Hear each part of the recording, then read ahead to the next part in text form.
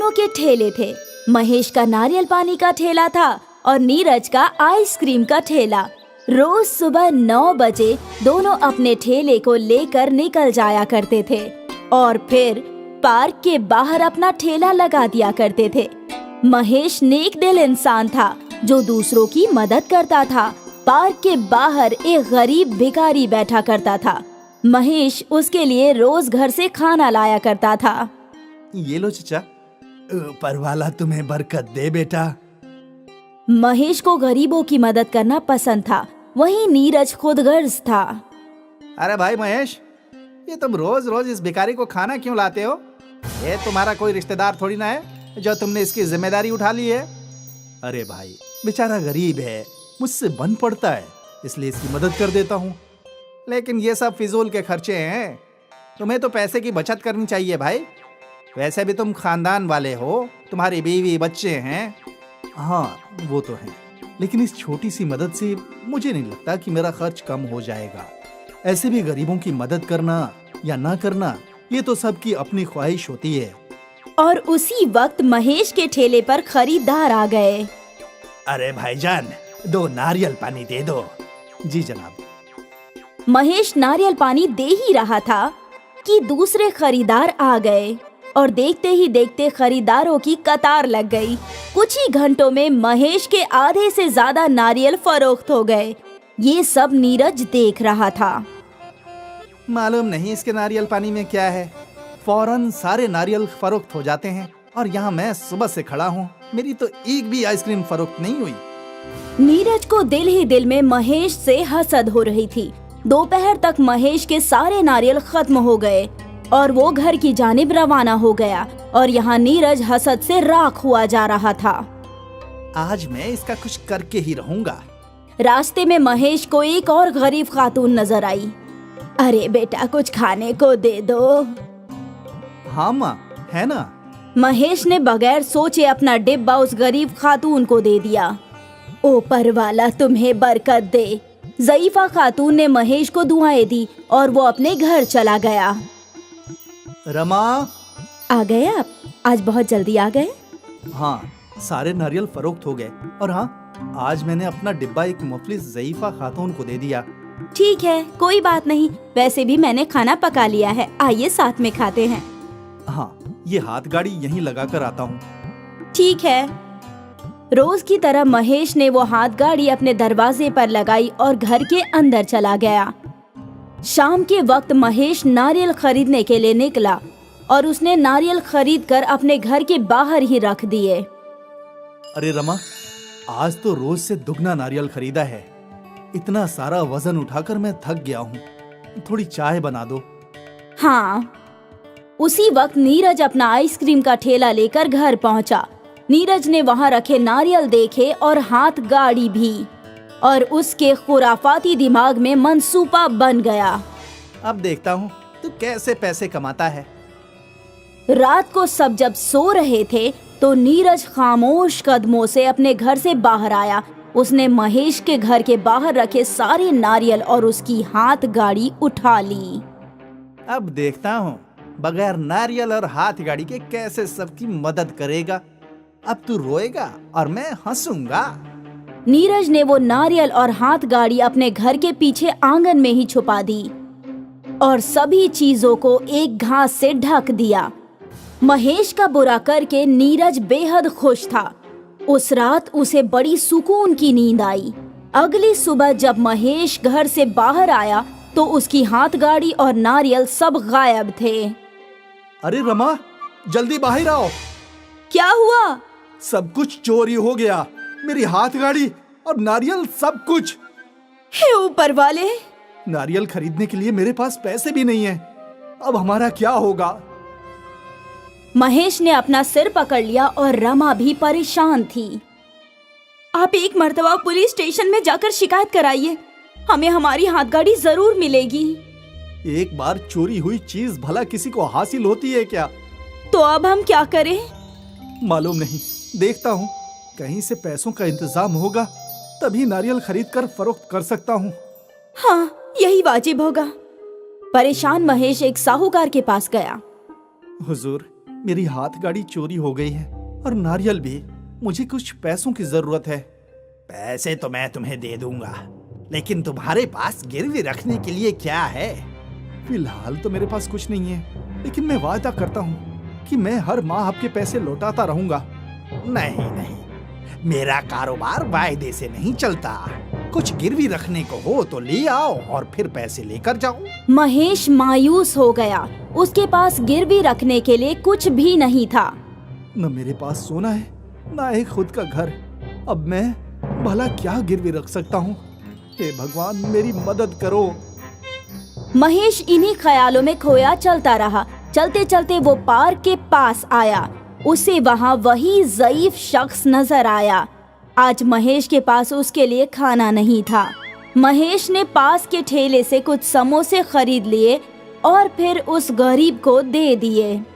माफ करना, आज मैं तुम्हारे लिए घर से खाना नहीं ला पाया। कोई बात नहीं, आज तुम खुद परेशानी में हो बेटा। तुमने मेरे लिए इतना किया है, यही बहुत है। ये लो। उस ज़ईफ शख्स ने महेश के हाथ में एक हाथ गाड़ी का खिलौना रख दिया। ये क्या है? इसे घर ले जाओ। ये क्या है? इसका इल्म तुम्हें कल होगा। ठीक है, ऊपर वाला तुम्हें हमेशा बरकत दे। महेश वो हाथ गाड़ी का खिलौना लेकर अपने घर आ गया। कुछ हुआ क्या? नहीं, साहूकार ने भी कर्ज देने से इनकार कर दिया। और हाँ, ये देखो। महेश ने अपनी जेब से वो हाथ गाड़ी का खिलौना निकाला। ये क्या है?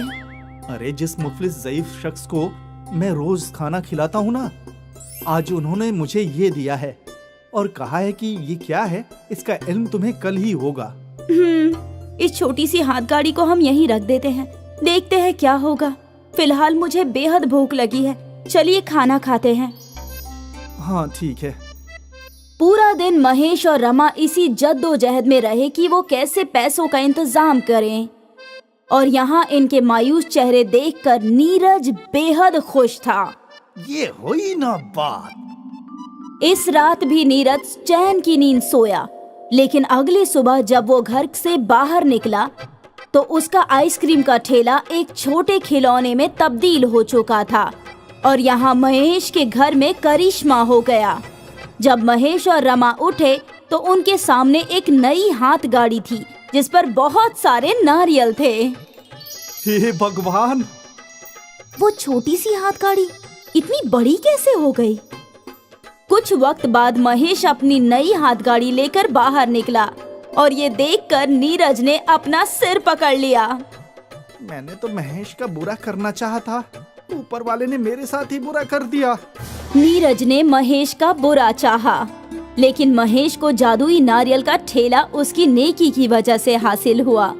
नीरज को अपने बुरे काम का बुरा फल मिला और महेश को अपने नेक काम का अच्छा फल। इसलिए कहते हैं, जैसा करोगे वैसा भरोगे।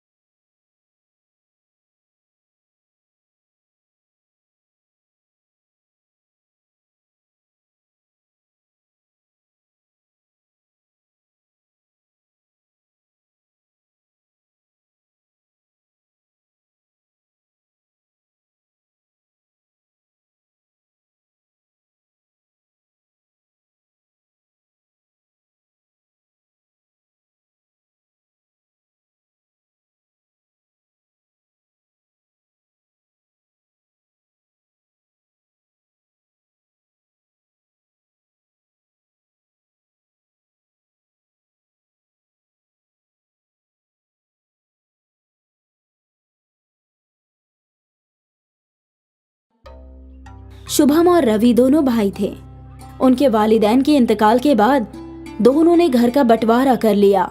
आधे हिस्से में बड़ा भाई रवि अपनी बीवी के साथ रहता था और आधे हिस्से में शुभम अपनी बीवी साधना के साथ रहता था। जैसे घर का बंटवारा हुआ था वैसे ही दुकान का भी बंटवारा हुआ था। दुकान के बीच में एक दीवार खड़ी कर दी गई थी। आधी दुकान में रवि स्त्री का काम किया करता था और आधी दुकान में शुभम और साधना ढाबा चलाया करते थे।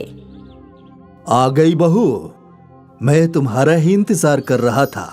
आपकी चाय मैं अभी चढ़ाती हूँ जेठ जी। हाँ हाँ। रवि और शुभम दोनों भाइयों में कोई रंजिश न थी। दोनों एक साथ हंसी खुशी रहते थे। भाईजान कल सुबह घर पे मुर्गा पकाने वाले हैं, आ जाना आप। हाँ हाँ, तेरी भाभी से छुप कर आ जाऊंगा। अरे जेठ जी, मैं आपके लिए और भाभी के लिए भी मुर्गा पका दूंगी। ना ना ना ना, ऐसा ना करना। मैं अपनी बीवी को बखूबी जानता हूँ। वो ना मुझे तुम्हारे हाथ का कुछ खाने देगी और ना खुद खाएगी। जैसा चल रहा है वैसा ही सही है। कम से कम मैं छुप छुपा कर तुम्हारे हाथ का जायकेदार खाना तो खा सकता हूँ। ठीक है जेठ जी। साधना ने रवि को चाय पेश की और फिर ढाबे का काम शुरू किया। खरीदार आने लगे। बाजी, 2 चाय और 1 ऑमलेट पाव। ठीक है भाईजान।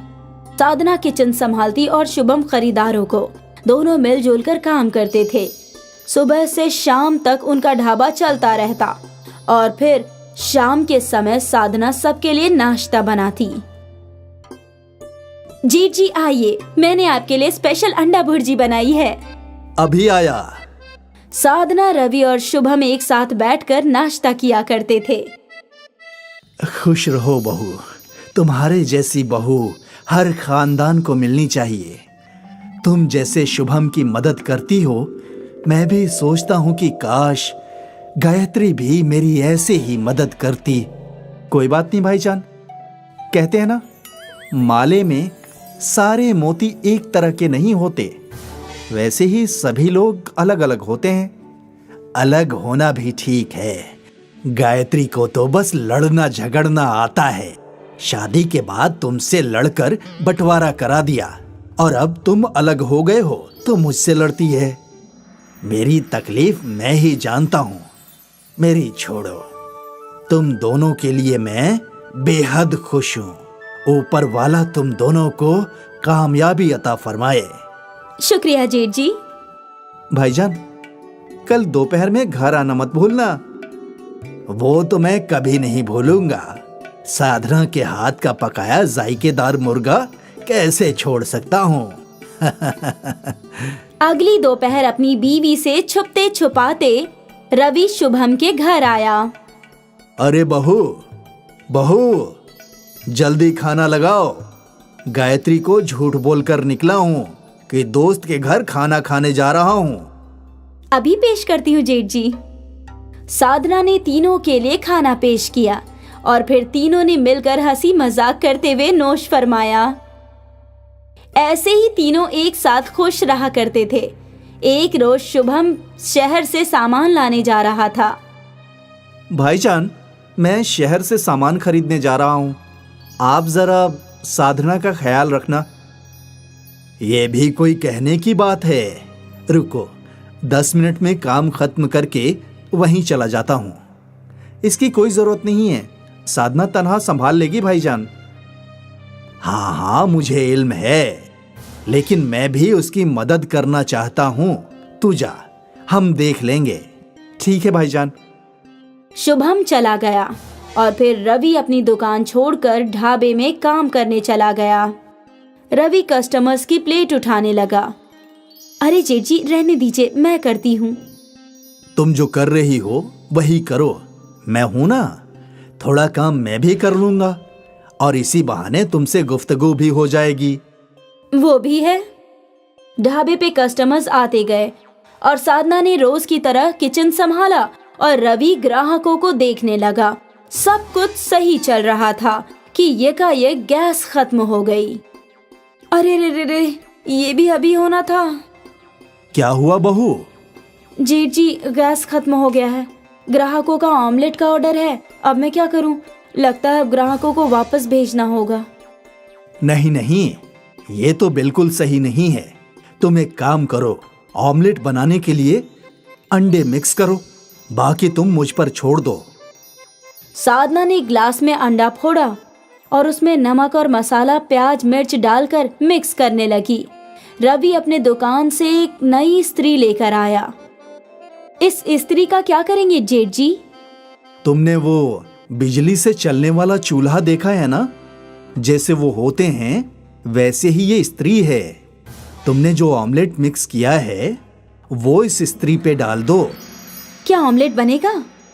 कोशिश करके देखते हैं।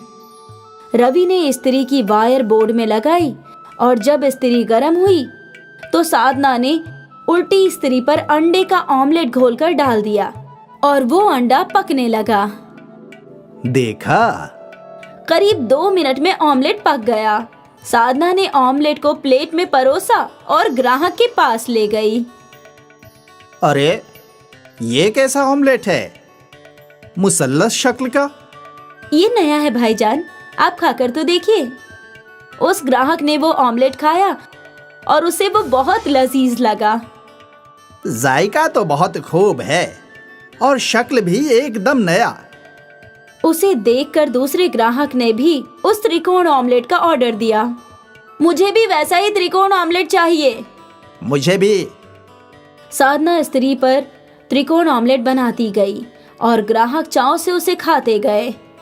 कुछ घंटों बाद शुभम सामान लेकर लौटा तो ढाबे पर लगा मजमा देखकर हैरान रह गया। अरे, ऐसा मजमा क्यों? ये मजमा जेठ जी के स्त्री वाले ऑमलेट के लिए है। स्त्री वाला ऑमलेट? रवि ने शुभम को स्त्री वाले ऑमलेट का किस्सा बयां किया।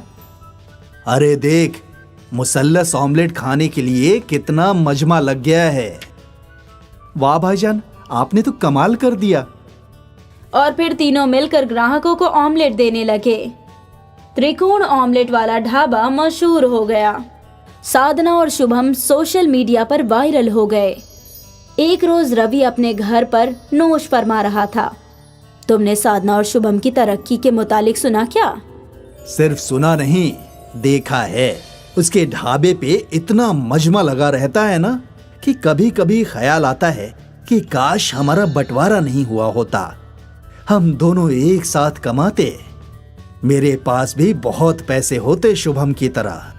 क्या हम एक मर्तबा शुभम से इसके मुतालिक बात कर सकते हैं? क्या बात करूं? आप कह दीजिए कि दोनों दुकान वापस जोड़कर बड़ा ढाबा खोलते हैं। लेकिन अगर फिर तुमने झगड़ा किया तो? मैं पागल थोड़ी हूँ जो आती हुई लक्ष्मी को रोकूंगी। ठीक है। रवि तो दिल ही दिल में बेहद खुश था। वो तो कब्ल से ही यही चाहता था। कुछ रोज बाद दोनों दुकानें जुड़ गई और ढाबा बड़ा हो गया। शुभम, रवि और साधना मिलकर ढाबा चलाने लगे। स्त्री वाले ऑमलेट की वजह से न सिर्फ उनकी आमदनी में इजाफा हुआ बल्कि उनका बिखरा हुआ खानदान भी फिर से एक हो गया था, जिसमें सविता नाम की एक खातून और उसके फर्जंद थे। अपने शौहर के अचानक इंतकाल के बाद घर का पूरा बोझ सविता पर ही आ गया था। 2 फर्जंदों की परवरिश और पढ़ाई लिखाई में ही उसकी सारी जिंदगी गुजर गई। लेकिन जब उसके बच्चे बड़े हुए तो सविता को एक बड़ा फैसला लेना था। अरे सविता बहन, तुम यहाँ आओ, अंदर आओ। क्या हुआ, सब खैरियत से तो है ना? श्रीधर भाईजान, आप जानते तो है ना, मेरे दोनों बच्चों की बड़ी मुश्किल से परवरिश की है मैंने। अब उनके शहर जाकर कॉलेज की पढ़ाई का वक्त आ गया है, लेकिन मेरे पास इतने पैसे नहीं है कि मैं दोनों को आगे पढ़ा पाऊं। अगर एक बेटे को नहीं पढ़ाया तो उसके साथ नाइंसाफी होगी। ऐसे में मैं क्या करूं? तुम पुरसुकून हो जाओ और ये बताओ कि दोनों में से होशियार कौन है? मेरा मानव ज्यादा होशियार है। वैसे तो अतुल भी ठीक ठाक पढ़ लेता है, लेकिन मानव पढ़ने में ज्यादा अच्छा है। तो फिर बस, मानव दोनों में से बड़ा है और होशियार भी। तुम उसे शहर पढ़ने के लिए भेजो और अतुल को अपने पास ही रखो। मेरी जान पहचान में एक हलवाई के यहाँ नौकरी खाली है, मैं उसे वहीं मुकर्रर करवा दूंगा। श्रीधर की बात सुनकर सविता को तसल्ली मिलती है। वो मानव को बाहर पढ़ने के लिए भेजती है और अतुल को हरिया हलवाई के यहाँ नौकरी करने के लिए लगा देती है। अतुल को ना पढ़ पाने का अफसोस तो बेहद था, लेकिन अपने घर की हालात से अच्छी तरह से वाकिफ था, इसलिए उसने आगे पढ़ने की बिल्कुल भी जिद नहीं की। वक्त ऐसे ही गुजरता रहा और 3 साल बाद मानव को एक बहुत बड़े फूड चेन में सीनियर मैनेजर की नौकरी मिल जाती है। अम्मी, ये लो मिठाई खाओ। मेरी प्लेसमेंट एक बड़ी फूड चेन में मैनेजर के लिए हो गई है। किसमें हो गई है? फूड क्या? फूड चेन में अम्मी, जब कोई शख्स अपने होटल अलग अलग शहरों में खोल लेता है उसको फूड चेन कहते हैं, है ना भाईजान? बिल्कुल सही फरमाया तूने। 5 सितारा रेस्तरां में अम्मी बहुत अच्छी तनख्वाह मिलेगी। धीरे धीरे हम सब शहर में शिफ्ट हो जाएंगे। थोड़े महीनों में मानव की तरक्की जूनियर से सीनियर लेवल पर हो जाती है और वो अतुल और सविता को शहर ले जाता है। अम्मी, कल मेरे बॉस रात को खाने के लिए आ रहे हैं। जब मैंने उन्हें बताया कि मैं अपने पूरे खानदान को यहाँ ले आया हूँ तो वो बेहद खुश हुए। अरे वाह, तो बुला ले उन्हें, आखिर हम भी तो मिले तेरे बॉस से। लेकिन अम्मी, तुम तो बीमार हो, तो फिर खाना कौन बनाएगा? तुम फिक्र मत करो भाईजान। जब तुम पढ़ रहे थे तो मैं हरिया हलवाई के पास बहुत काम सीख लिया है। तुम देखना, ऐसा खाना बनाऊंगा कि खाने के साथ उंगलियां भी चट कर जाएंगे। लेकिन एक बात का ख्याल रखना अतुल, बॉस 5 सितारा रेस्तरां के मालिक हैं, खाना उसी के हिसाब से होना चाहिए। आप इन सब बातों की जरा भी फिक्र मत कीजिए भाईजान, बस काम पर तवज्जो दीजिए। देखना, खाना खाते ही आपकी डबल तरक्की पक्की। कहते ही सब खिलखिला उठे। अगले रोज अतुल खूब दिल लगाकर बहुत सारे जायकेदार खाना बनाता है। भाईजान, लगता है आपके बॉस आ गए हैं, मैं दरवाजा खोलता हूँ। नहीं नहीं अतुल, तू रहने दे। बॉस क्या सोचेंगे कि कैसे कपड़े पहने हैं इसके भाई ने। मैं खोलता हूँ दरवाजा। और सुन, तू अंदर ही रहना, ज्यादा बाहर निकलने की जरूरत नहीं है। अतुल ये सुनकर काफी मायूस हो जाता है और बिना कुछ कहे अंदर जाकर डाइनिंग टेबल सजाने लगता है। आइए जनाब, आइए। अस्सलाम वालेकुम मानव। वालेकुम सलाम जनाब, मेहरबानी करके तशरीफ रखिए। वाह मानव, तुम्हारा घर तो काफी अच्छा है। तुम्हारी अम्मी और भाई कहाँ हैं? मैं अभी मिलवाता हूँ जनाब। अम्मी, ओ अम्मी, बॉस आए हैं। अस्सलाम वालेकुम जनाब, कैसे हैं आप? यहाँ मानव, उसकी अम्मी और उसका बॉस एक दूसरे से गुफ्तगू कर रहे थे और वहाँ अतुल खाने की तैयारी में लगा था। थोड़ी देर बाद वो सब डाइनिंग टेबल पर खाना खाने आए। टेबल को सजा हुआ देखकर मानव का बॉस बेहद खुश होता है। एक तरफ कांचे, दूसरी तरफ चाकू और चम्मच, टिश्यू, टेबल क्लॉथ, सब कुछ एकदम सलीके से था। उम्मीद करता हूँ कि आपको खाना अच्छा लगा जनाब। ये कमाल का है। किसने बनाया है? जी, मेरे छोटे फर्जंद ने, अतुल। अरे मानव, अतुल घर पे ही है, अभी तक तुमने उसका तारुफ नहीं करवाया मुझसे। वो जनाब, वो खाना बनाने में मशरूफ था ना, इसलिए। अतुल, अतुल बेटा, इधर तो आ जरा। अतुल हिचकिचाता हुआ बाहर आता है। वाह बेटा, बहुत लजीज खाना बनाया है तूने तो। कहीं से खाना बनाने की तालीम हासिल की है क्या? नहीं नहीं जनाब, ये तो हमारे गांव के एक छोटे से हलवाई के यहाँ नौकर था, इसलिए थोड़ा बहुत बना लेता है।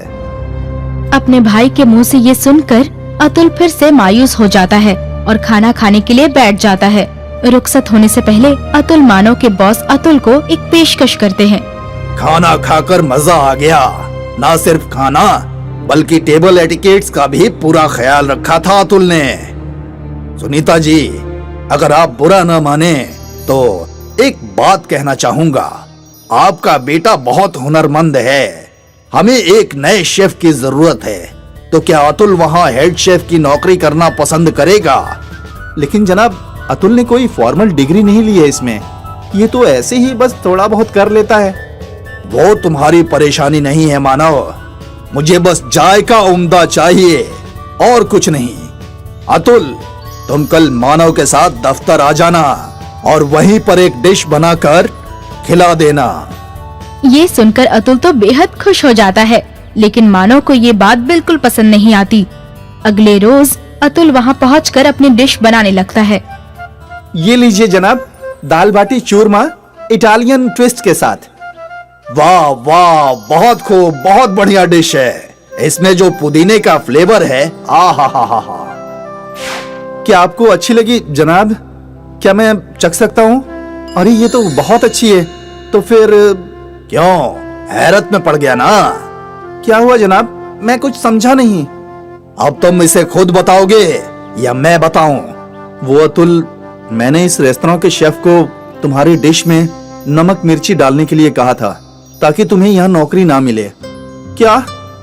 हाँ, और ये बात करते हुए सविता बहन ने तुम्हें फोन पर सुन लिया और मुझे पहले ही इत्तला कर दिया। इससे पहले कि वो शेफ कुछ कर पाता, मैंने उसे बर्खास्त कर दिया। लेकिन भाईजान, ऐसा क्यों किया? मैं नहीं चाहता था कि तुझे भी मेरे जितना पैसा और लाइफस्टाइल मिले। मैं चाहता था कि तू ऐसे ही मेरे टुकड़ों पर पले। मैं तुम्हें बर्खास्त करता हूँ मानो। नहीं जनाब, ऐसा मत कीजिए। मेरे भाईजान दिल के बुरे नहीं हैं। आप उन्हें नौकरी से बर्खास्त मत कीजिए। देखा मानो, तूने क्या कुछ किया, लेकिन फिर भी अतुल तेरे से कितनी मोहब्बत करता है। मुझे माफ कीजिए जनाब, मुझे माफ कर दो अतुल। मानव को अपनी गलती का एहसास हो जाता है और वो दोनों हंसी खुशी रहने लगते हैं।